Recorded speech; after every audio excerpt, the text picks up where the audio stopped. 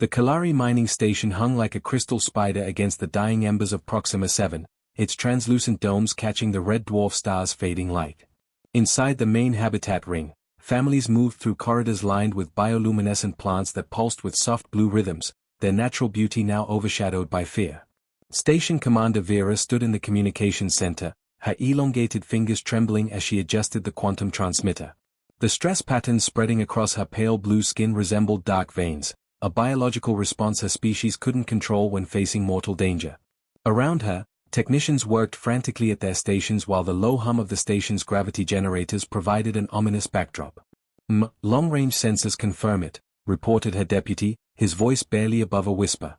17 Vorthak vessels, moving in standard slaver formation. They'll reach us in exactly 71 hours and 43 minutes. Vera closed her eyes, feeling the weight of 3,000 lives pressing down on her shoulders. The Kalari were miners and engineers, peaceful beings who had never developed weapons beyond simple mining tools. Their government had always protected them through diplomacy and trade agreements, but the Vorthak cared nothing for such civilized arrangements. She activated the emergency broadcast system, her voice echoing through every corridor and habitat module. Attention all residents of Station Prime. This is your commander. We are implementing Evacuation Protocol 7. Families with children report to Assembly Bay Delta. All non-essential personnel begin emergency shutdown of mining operations. The response was immediate. Throughout the station, Kalari families gathered their few precious belongings while maintenance crews powered down the massive ore processes. Children pressed their faces against observation windows, watching the distant star that had been their home's anchor point, not understanding they might never see it again. Vera returned to her console and began recording the most important message of her life. This is Kalari Station Prime to High Council Fleet Command. Priority Alpha Emergency. The Vorthak Consortium has deployed a full slaver fleet to our system. 17 heavy cruisers, estimated arrival in 72 hours. We have 3,000 civilians, including 800 children and elderly. Our shields can't withstand their weapons. Request immediate evacuation support. She attached surveillance footage showing the approaching enemy vessels, dark, predatory ships bristling with capture nets and boarding pods designed to take prisoners alive. The Vorthak were among the galaxy's most feared species, 8-foot-tall insectoids who treated other races like livestock. Unknown to Vera, her carefully encrypted signal was about to take an unexpected journey. Just as she transmitted the message, Proxima 7 released a massive solar flare, a common occurrence for dying stars. The electromagnetic burst caught her transmission mid-flight, bending its path through space like light through a prism. Instead of traveling toward the Kalari homeworld 3 systems away, the distress signal rocketed in the opposite direction, piercing through nebulae and asteroid fields until it reached the outer edge of human space. Admiral James Harrison was reviewing the morning patrol reports aboard the UES Defiant when the signal arrived. The massive human dreadnought cruised through the Vega system on routine patrol, its dark hull scarred from countless battles across the galaxy's most dangerous sectors. James had earned his command through 30 years of fighting pirates, rebels, and worse things that lurked in the void between stars. Communications Officer Patricia Wells looked up from her station with confusion written across her face. Admiral, we're receiving something unusual. It's an alien transmission, but it's not directed at us. Put it on screen, James ordered, his weathered features showing interest. He'd dealt with dozens of alien species during his career, but first contact situations were rare and always delicate. The translation software worked quickly, converting the Kalari language into readable English. James read the message twice, his expression growing darker with each word. The attached footage showed families huddling in corridors while children cried in their parents' arms. Slavers, he muttered, the word carrying 30 years of disgust. James had seen what those monsters did to their victims. How long until they reached this station? 71 hours, sir, Patricia replied after checking the timestamp. Lieutenant Robert Foster, the tactical officer, leaned forward in his chair. Sir, this message wasn't meant for us. We have no legal authority in that system, and first contact protocols specifically forbid. I know what the protocols say, James interrupted, standing up from his command chair. His reflection caught in the viewport showed a man whose gray hair and battle scars told stories of fighting for the innocent across 100 worlds. But I also know what happens when good people do nothing. He turned to face his bridge crew, men and women who had followed him through the hell of the Proximan War and the siege of Titan Station. Patricia, get me a fleet-wide channel. Robert, plot a course for maximum burn to these coordinates. Engineering, I want every fusion reactor pushed to the red line. Sir, that'll burn out half our systems, warned Chief Engineer William Torres over the comm. Then we'll replace them. Patricia, signal the Iron Will, the Thunderbolt, and every other ship in the battle group. Tell them we have a humanitarian emergency. Patricia's fingers flew over her console as she opened channels to the other vessels in their patrol group. 12 warships in total, each one a product of humanity's harsh evolution on a world that had tried to kill them for millennia. As the human fleet changed course toward the Kalari system, their fusion drives lighting up space like artificial stars, James stared at the footage of alien families preparing for the worst. He'd broken protocol before, and he'd break it again if it meant saving innocent lives. The wrong hands had received the Kalari's desperate plea for help, but perhaps they were exactly the right hands after all. Captain Michael Torres stood on the bridge of the UES Iron Will, watching the tactical display update with their new course heading. The heavy cruiser's command center hummed with activity as his crew prepared for what might be their most challenging mission yet. Torres had earned his rank the hard way, fighting through the toxic atmosphere of Kepler 442b and surviving the crushing gravity wells of 3 different death worlds. His face bore the scars of those campaigns, a jagged line across his left cheek from Venom World's acid rain, and cybernetic implants where his right eye used to be before a Proximan energy blast nearly killed him. Sir, Admiral Harrison's transmission coming through now, announced Lieutenant Nancy Wright from the communication station. The message crackled through the ship's speakers with the authority that had made Harrison a legend throughout human space. Torres listened without expression as the details unfolded. Alien civilians. Slaver fleet. 72-hour countdown. When the transmission ended, he activated the ship-wide intercom with a gesture that had become second nature over his 15 years of command. All hands, this is the captain speaking. We have received new orders from Fleet Command. We are proceeding to assist unknown alien civilians facing an imminent slaver attack. This is a humanitarian rescue operation under Standard Protocol 7. Department heads report to the bridge in 30 minutes. All combat personnel begin immediate preparation for hostile boarding actions. That is all. Throughout the Iron Will's corridors, the crew responded with the practiced efficiency that had kept them alive through dozens of battles. In engineering, Chief Reynolds pushed the fusion reactors beyond their normal operating limits, coaxing every ounce of speed from the massive ship. The drive core glowed white-hot as exotic matter flowed through magnetic containment fields, propelling the cruiser toward its distant target. Down in the hangar bay, Sergeant Beth Williams was already suiting up when the captain's announcement echoed through the vast space. Around her, 36 Marines checked their equipment with movements born from countless hours of drill and real combat experience. Williams had earned her stripes fighting in environments that would kill most humans in seconds, the methane storms of Titan 7, where visibility dropped to 0 and the wind could tear apart an armored vehicle, and the crushing gravity of New Australia, where simply walking required powered exoskeletons. Listen up, you beautiful disasters. Williams called out, her voice carrying across the hangar as Marines sealed their environmental suits. We're about to meet some new aliens, and they're having the worst day of their lives. Our job is to make sure it doesn't get any worse. She held up a datapad showing the translated Kalari message. These people have never seen humans before. To them, we're complete unknowns showing up in the middle of their crisis. That means we go in calm, professional, and ready for anything. Private Tom Bradley, still wearing the fresh scars from Hell's Gate Station where human forces had held off a 3-week siege, raised his armored hand. Sarge, what if they panic and start shooting at us? These aliens might think we're another threat. Williams grinned, the expression visible through her helmet's transparent faceplate. Then we do what we always do, Tommy. We protect them anyway. That's what separates us from the monsters out there. Questions? Across the hangar, Corporal Diana Foster was checking the seals on her powered armor while her squad prepared breaching charges and medical supplies. How many civilians are we talking about, Sarge? 3,000, Williams replied, watching her Marines absorb that number. Including kids. Families who just wanted to mine crystals and live peaceful lives. Now they're about to become slaves unless we stop it. The hangar's massive doors began cycling as maintenance crews prepped the assault shuttles. These weren't the sleek fighters of science fiction movies, but brutal, armored boxes designed to punch through enemy fire and deliver Marines to hostile environments. Each shuttle carried enough firepower to level a city block and shields that could survive atmospheric entry on a planet made of molten metal. Meanwhile, throughout the human fleet, 11 other ships were making similar preparations. The destroyer UES Thunderbolt pushed its engines so hard that sparks flew from overloaded power conduits. Captain Rebecca Stone had her crew running combat drills while they traveled, knowing that the difference between victory and disaster often came down to milliseconds of reaction time. On the battleship UES Vengeance, Admiral Harrison reviewed intelligence reports about the Vorthak Consortium. 8-foot-tall insectoid species with natural armor and a complete lack of empathy for other life forms. They'd been raiding the Outer Rim for decades, but never this close to human space. That was about to change.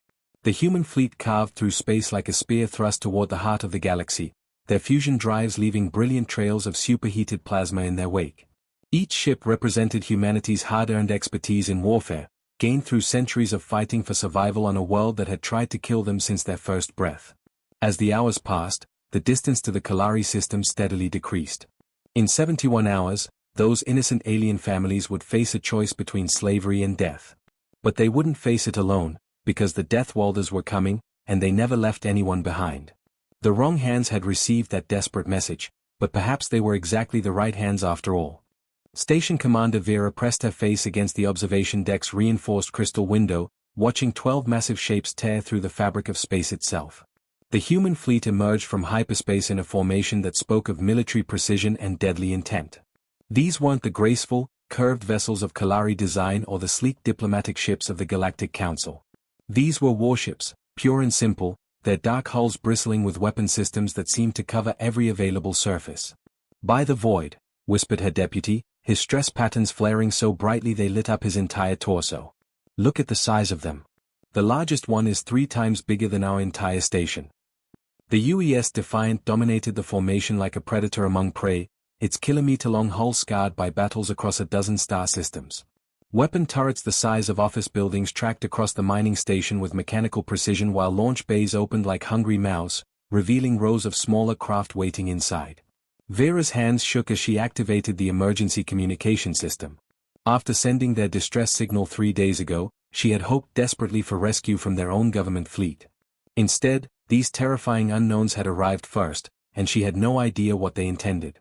"Unknown contacts. This is Station Commander Vera of Kalari Mining Station Prime," she transmitted, her voice breaking with each word. "We are unarmed civilians with 3,000 residents, including children and elderly. Please, we offer no resistance. We surrender completely to whatever terms you demand." The response came immediately, in perfectly translated Kalari but spoken with an alien accent that made the words sound harsh and angular. "Station Commander Vera, this is Admiral James Harrison of the Human Outer Colonies Defense Fleet. We received your distress signal 72 hours ago. We are here to provide assistance against the incoming slaver threat." "Humans?" Vera gasped, her forefingered hand flying to her throat. Every civilized species in this sector had heard the whispered stories about the Deathworld dwellers, a race so violent and aggressive that they had been specifically excluded from Galactic Council membership. They came from a world of endless wars, natural disasters, and predators so deadly that simply surviving to adulthood had turned them into living weapons. "Confirmed, Commander. We understand you have 17 Vorthak vessels inbound. We are preparing defensive positions around your station. Please keep all civilian traffic away from outer docking bays while we deploy our forces." Before Vera could respond, reality exploded around them. The Vorthak slaver fleet buzzed from hyperspace like a swarm of metallic locusts, their ships immediately opening fire on anything in sight. Energy beams lanced through space, slamming into the station's outer shields and sending tremors through every corridor and habitat module. The human response was instant and overwhelming. Rail guns the size of city blocks swiveled on their mounts and unleashed streams of magnetically accelerated projectiles that moved at significant fractions of light speed. The first Vorthak cruiser to emerge from hyperspace simply vanished in a cloud of expanding debris as tungsten slugs tore through its hull like paper. "All civilians to emergency shelters." Vera shouted over the station-wide intercom as explosions lit up the viewport like deadly fireworks. "This is not a drill. Repeat, all civilians to emergency shelters immediately." Through the chaos, she watched human fighter craft pour from their motherships like angry insects defending a hive. These weren't the graceful, energy-efficient designs favored by most species, but brutal interceptors built for one purpose, destroying anything that threatened their targets. They moved with an aggressiveness that defied standard space combat doctrine, using ramming attacks and close-range weapons that would be considered suicidal by any reasonable military force. The largest human battleship, the Defiant, moved directly into the path of the Vorthak formation, its massive bulk absorbing enemy fire that should have crippled any normal vessel. Instead, it returned fire with weapons that turned enemy ships into expanding clouds of superheated plasma. Suddenly, explosions shook the station itself as Vorthak boarding pods smashed through the outer hull of Docking Bay 7. Emergency alarms screamed through the corridors as sections lost atmospheric pressure and gravity fluctuated wildly. Hull breach on level 7, reported the emergency coordinator. Vorthak boarders have penetrated the residential sector. We have families trapped in section 12. That's when Sergeant Beth Williams' voice crackled through the communication system, speaking in that same harsh human accent but with absolute confidence. Station Commander, this is Sergeant Williams of the Colonial Marines. We are beginning boarding operations at your Docking Bay 3. Our teams are moving to secure trapped civilians and eliminate hostile contacts. Through the station's internal cameras, Vera watched something that defied her understanding of how sapient beings could function. Human Marines in powered armor were moving through sections of the station that had lost life support, where the temperature had dropped to lethal levels and the atmosphere had been replaced by hard vacuum. They moved like the environment posed no threat at all, using cutting tools and explosives to blast through twisted metal that blocked access to civilian shelters. We're coming for you, Williams continued, her voice steady despite the sound of weapons fire in the background. Keep your people calm. We'll have you out of there in 30 minutes. One Marine, his armor scarred by countless battles, kicked down a door that had been warped by explosive decompression and stepped into a room where 20 Kalari families huddled in terror. He removed his helmet in the deadly environment, revealing a human face marked by old combat wounds but wearing what could only be described as a reassuring smile. It's okay, he said in broken but understandable Kalari. We're the good guys. Outside, the battle raged as humanity's children showed the galaxy exactly why their homeworld had forged them into the ultimate survivors. Captain Michael Torres gripped his command chair as the Iron Will accelerated directly toward the heart of the Vorthak formation. Around him, his bridge crew worked with the calm efficiency of people who had done impossible things so many times they'd become routine. The massive heavy cruiser's reinforced hull, designed to survive atmospheric entry on gas giants and impacts with asteroid fields, groaned under the stress of maximum acceleration. Sir, their flagship is locking weapons, reported Lieutenant Wright from the tactical station. They are firing everything they have at us. Perfect, Torres replied, his scarred face showing no emotion as enemy energy beams hammered against their shields. Let them waste their power on our front armor. Helm, maintain ramming course. Engineering, transfer all power from non-essential systems to forward shields. The Vorthak Slaver flagship was 3 times the size of the Iron Will, a massive predator designed to capture entire colonies. Its captain clearly expected the smaller human vessel to veer off at the last second, following standard space combat doctrine. Instead, Torres did what his species had learned to do over millions of years of evolution on a world that tried to kill them daily. He attacked the bigger threat head-on. Impact in 10 seconds, announced the helm officer. All hands, brace for collision. Torres ordered over the ship-wide comm. Remember, we've rammed through worse things than this. The Iron Will struck the Vorthak flagship at 17% of light speed. The collision should have destroyed both vessels, but human engineering had learned to build ships that could survive anything the universe threw at them. The cruiser's reinforced prow, designed to break through the ice sheets of frozen worlds, punched through the slaver ship's shields like they weren't there and kept going straight through the hull. Emergency repair teams to sections 7 through 12, Torres called out as his ship emerged from the other side of the enemy vessel, trailing debris and sparks. Damage report. Forward hull breach on deck 6, but it's sealed. Port fusion reactor is offline, but we still have power, reported Chief Engineer Reynolds. Sir, we just flew through their ship and we're still fighting. Good. Target their engines and finish them off. While the Iron Will's weapons tore apart the crippled Vorthak flagship, Sergeant Beth Williams was leading her Marines through sections of the Kalari station that had become death traps. The Vorthak boarding attack had ruptured hull plating in multiple locations, turning entire corridors into freezing vacuum where temperatures dropped to nearly absolute zero. Williams moved through the devastated area like she was taking a walk in the park, her powered armor systems automatically adjusting to the hostile environment. Behind her, 12 Marines carried 23 Kalari civilians who would have died in seconds without protection. This is Williams to all squads, she transmitted while stepping over twisted metal that had been blown inward by the explosive decompression. We have a family trapped in Habitat Module 15. The entire section has lost atmosphere and gravity. Through her helmet display, She could see Private Tom Bradley's team engaging Vorthak soldiers in a corridor junction where the temperature had dropped to -200 degrees Celsius. The enemy troops, despite their natural armor, were moving sluggishly in the extreme cold. The humans, protected by technology born from centuries of surviving on frozen death worlds, fought with their usual efficiency. Bradley to Williams, came his voice over the comm, punctuated by the sound of weapons fire. We've got 8 Vorthak troops trying to reach the civilian shelter in Section 12. They're having trouble with the cold, but they're still dangerous. Copy that, Tom. Hold position. We're bringing civilian casualties through your area in 5 minutes. Williams kicked down a door that had been warped by the pressure differential, revealing a scene that would haunt her for years. 15 Kalari families huddled together in what had been their community center, now a frozen nightmare where their breath formed ice crystals in the thin atmosphere. Several of the aliens showed signs of severe hypothermia, their blue skin turning almost white as their bodies struggled to maintain core temperature. It's okay, Williams said in broken Kalari, removing her helmet to show her human face despite the deadly environment. The action should have killed her instantly, but years of training in vacuum combat meant she could function for several minutes without life support. We're here to help. A Kalari child, no more than 8 years old in human terms, looked up at her with wide eyes filled with wonder rather than fear. Are you really from the death world? He whispered in his native language. Yeah, kid. But don't worry about that right now. Williams activated her suit's emergency beacon, calling for immediate medical evacuation. We're the good guys. Meanwhile, throughout the station, other Marine units were demonstrating why humanity had earned its reputation as the galaxy's most dangerous species. Corporal Diana Foster's squad was fighting through sections where radiation levels would have killed most aliens in minutes, while Corporal Wayne Davis led his team through areas where the artificial gravity had failed and debris floated in deadly patterns that would have shredded normal troops. The Kalari who witnessed these rescues watched in amazement as humans performed feats that seemed impossible.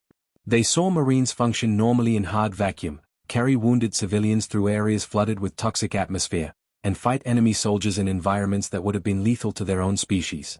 How do they do it? Commander Vera asked Admiral Harrison over the communication channel, watching human Marines emerge from a section that had been on fire for the past hour. We come from a world that's been trying to kill us since we first drew breath, Harrison replied simply. This is just another day at the office for us. The battle was turning into a rout as human tactics proved overwhelmingly effective against an enemy that had never faced Deathworld warriors before. 6 hours after the first Vorthak ship had emerged from hyperspace, the Kalari system looked like a graveyard of twisted metal and frozen atmosphere. 17 slaver vessels now drifted as expanding clouds of debris, their hulls torn apart by human weapons that treated armor plating like tissue paper. The largest pieces of wreckage were no bigger than a shuttlecraft, testament to the overwhelming firepower that had been brought to bear against them.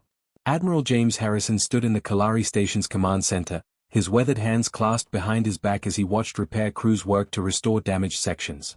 Through the observation windows, human and Kalari engineers worked side by side, their different approaches to technology creating solutions neither species could have achieved alone. Commander Vera approached him slowly, her pale blue skin still showing the stress patterns from the battle, though they had faded from the bright purple of terror to the darker blue of exhaustion and amazement.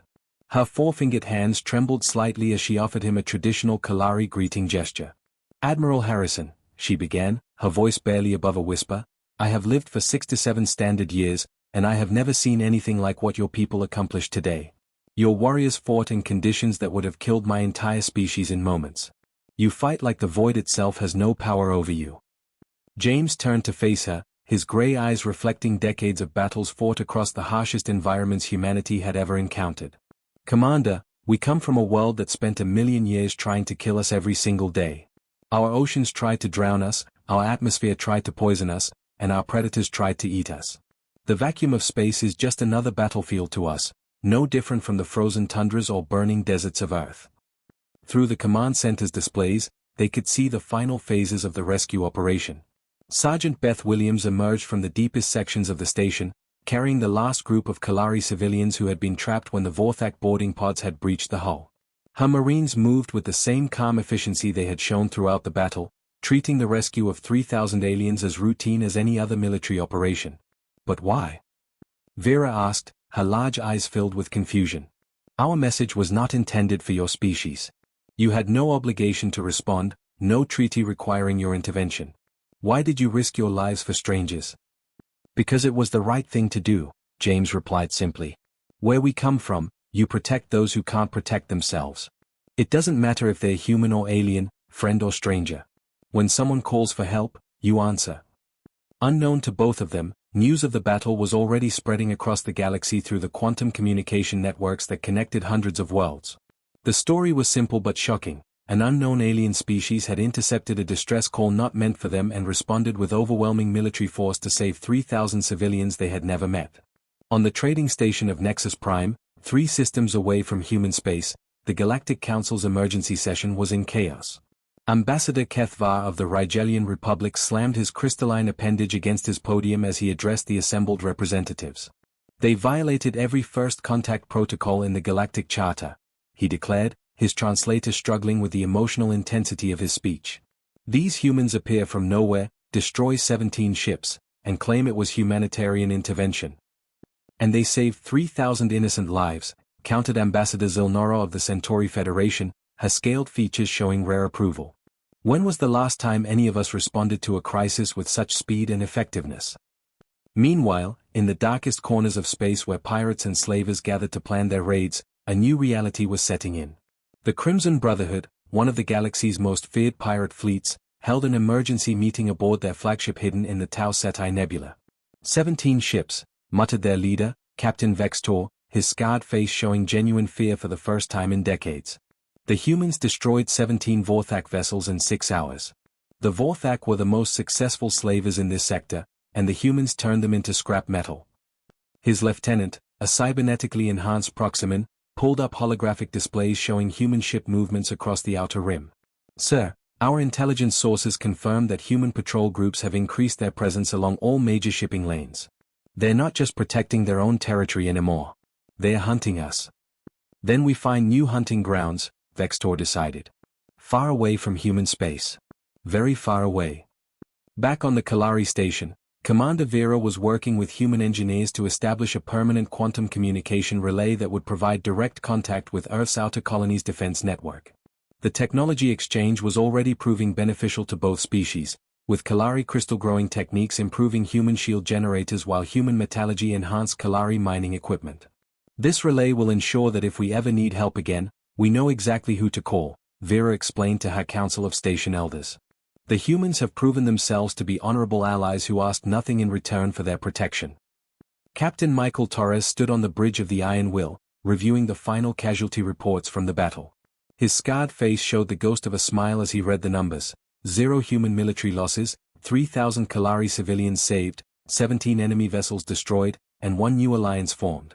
Another successful humanitarian mission, he told his bridge crew, many of whom were already planning shore leave on the Kalari station to experience their first alien culture. Helm, set course for home. I think we've done enough good for 1 week. The galaxy had learned a fundamental truth about humanity that day. When Deathworlders decided to help someone, absolutely nothing could stop them from succeeding. The wrong hands had received that desperate message, but they had turned out to be exactly the right hands to answer it. Word spread through every system, every trade route, and every hidden base. The humans were coming, and they were on the side of the innocent. **** the E&D ****.